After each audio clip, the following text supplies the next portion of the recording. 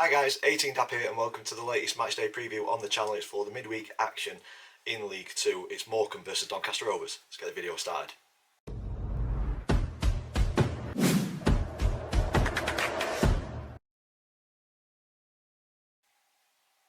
So guys, welcome to the latest matchday preview on the channel, Morecambe versus Doncaster Rovers in League 2 midweek action.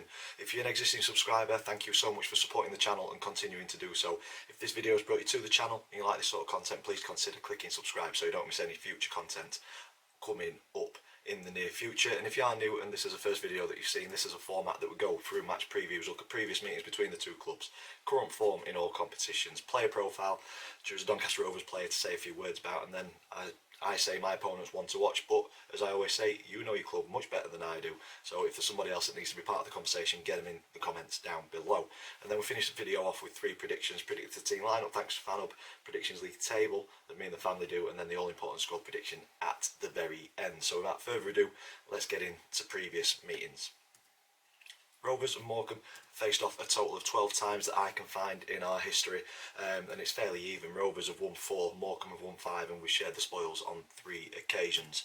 But we look down at our more recent 5 fixtures of those 12, and Rovers just have the edge with 3 wins in those 5, Morecambe winning 2. So we go back to the 2021-22 season in League 1, and it was a 1-0 home win and then a disastrous 4-3 away defeat just after New Year's Day. And yeah, that was the season that it all went wrong for us. I think we were 3-0 up in that game as well. We were in a very good position and threw it away. And then we jumped to the 2023-24 season where it was a humbling at home, 5-0. But then we got our revenge with a 3-0 win at Morecambe. And then earlier this season it was a 1-0 home win. So yeah, got the edge in more recent history. Morecambe had the edge overall, so anyone's guess which way this is going. Current form as well, it's not great. Looking at both teams, 2 wins and 3 defeats in our last 5 for both teams. Rovers coming into this one with 2 wins and then 3 defeats on the bounce, 2 in the league, 1 in the FA Cup. Morecambe on the other hand a little bit more hit and miss with a defeat, a win, 2 defeats and then a win the last time out. Morecambe though currently fighting for their EFL status as they sit 22nd, only 2 points behind a terribly out of form Tranmere. So I think they'll be fighting for the points because Tranmere are certainly catchable at this point and the way that the teams are playing. Although Morecambe have suffered 19 defeats so far this campaign, they've not really been battered in any of them. Looking through, they've often been beat by the one goal or the odd goal, sometimes 2, but generally it's a 1 goal defeat, so it shows that they are a bit of a tough nut to crack.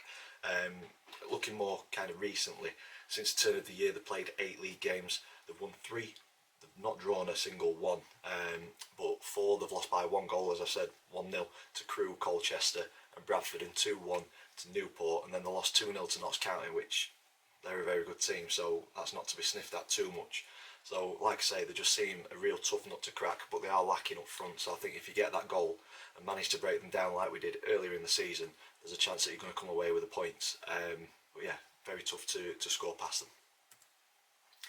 For Donny though, it's not going to be nice hearing if you're a Rovers fan, because last time out we were absolutely dreadful. A performance that was well below the standard set, and it was summed up perfectly by a very frustrated figure in Grant McCann in the post-match press conference.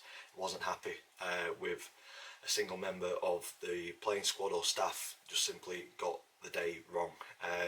Grimsby wanted it more in all areas. They won all the battles, they won all the duels, they won the second balls. It's just inexcusable, the performance that was put out. Just lacking in absolutely everything you can think of. Bare minimum is effort, and I think there was effort there, but it was all misplaced. There was no cohesion. Like Grant McCann said, it was like the squad had just been thrown together, which he's not very happy about. So hopefully it can fix this in a short period of time, and we've got two very important away games against teams that on paper we should be beating, but as we know, League 2 is certainly not played on paper, and anyone can beat anybody. You have to earn those 3 points, and it's going to be a tough one to earn here. But yeah, Grimsby, much better team on the day. We gave them a game for the first 10 minutes and the last 10 minutes, but the bit in the middle, non-existent, and deserved they deserved the 2-1 win in the end. We've got 15 cup finals that remain, and a huge improvement is needed on that performance if we stand any chance of being promoted. We certainly don't want to be in the playoffs again, because we don't do very well in those, or we haven't done recently. So yeah, wins needed, perfect opportunity to go and bounce back from 2 poor defeats after a really good showing against Palace. Although we got beat 2-0, I thought we showed what we were about, and Grant said there's no excuses in terms of kind of being mentally fatigued or physically fatigued. Training was okay, so he couldn't put his finger on why the performance was so poor. So I think he will get a response from the players on Tuesday night. On to player profile. So for this one, I've gone with Jordan Gibson, right midfielder, 26-year-old, and it's so frustrating. I expected so much more from Jordan when we signed him than what we've seen so far this season. There's certainly a player in there, don't get me wrong, and I just can't put my finger on what the reason is why he isn't producing the goods consistently on game day. For me, he's got a perfect opportunity at the minute to really stamp his authority on the starting 11. Hurst has gone out on loan, Molyneux was on the right, so Gibson would sit in on the left. There's Ennis as well. He should be fighting for his place and showing what he's all about. And again, Saturday against Grimsby just didn't show enough for me to really put him in contention of starting on Tuesday night. So hopefully it shows more. I do think there's certainly a player in there. We've seen glimpses of it, but it just needs to be there more consistently. And maybe a run in the team, bit of confidence, it might start to show what he's capable of.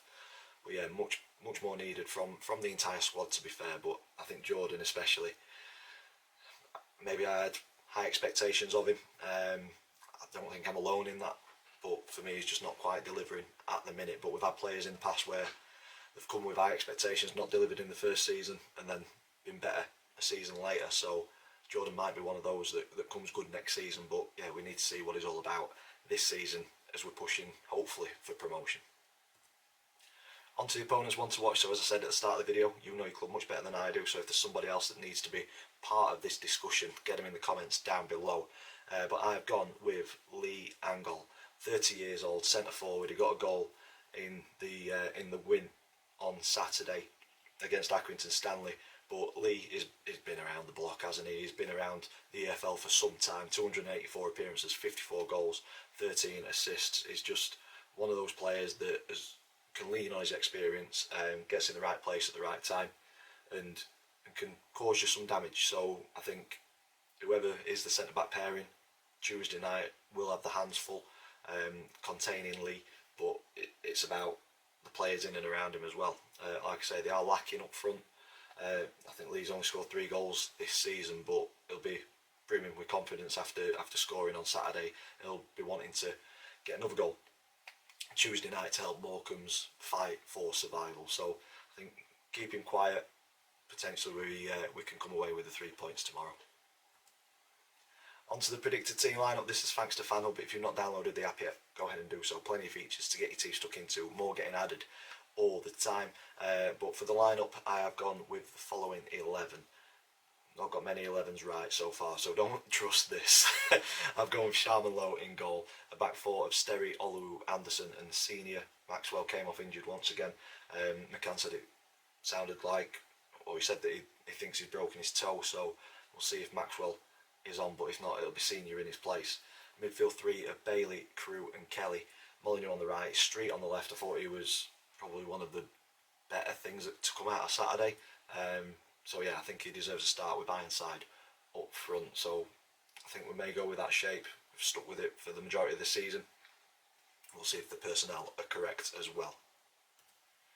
On to the predictions league table. So if you're new to this, me and the family predict the scoreline for every single league game. If we get it spot on, we get 3 points. The outcome of the game right, but not the result, we get 1 point. If we get it completely wrong, it is no points. And the family were confident, apart from my dad who went with a 2-2 draw. He's good old Desmond against Grimsby. Everybody else went with wins, so no change on the table. Max still in first on 23 points, Chris in second on 21, me in third on 19, and my dad currently bringing up the rear on 14 points. And that takes us to the all-important score prediction to round this video off, and I think we need to bounce back. Certainly other teams are playing, we don't want to start losing ground, we don't want to be chasing all the way till the end of the season. It'd be, especially with our final 2 games, Bradford at home, Notts County away, I think we need to be in a really good position come that point and not relying on results in those last 2 games. I think it's going to be extremely tight to the end of the season and extremely nervy until the end of the season, but it's games like these where if we have any sort of aspirations of being a League One club next year, we need to be taking the 3 points. So I'm backing the boys. We're going to bounce back. McCann wasn't happy with that performance, so I'll be expecting a lot better tomorrow night. I think it's going to be tight. I think it's going to be 1 goal in it. I'm going Morecambe 1, Rovers 2. Fingers crossed I'm spot on with this one.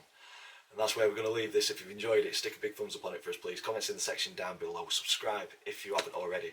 As always, thank you for watching, and I will see you in the next one.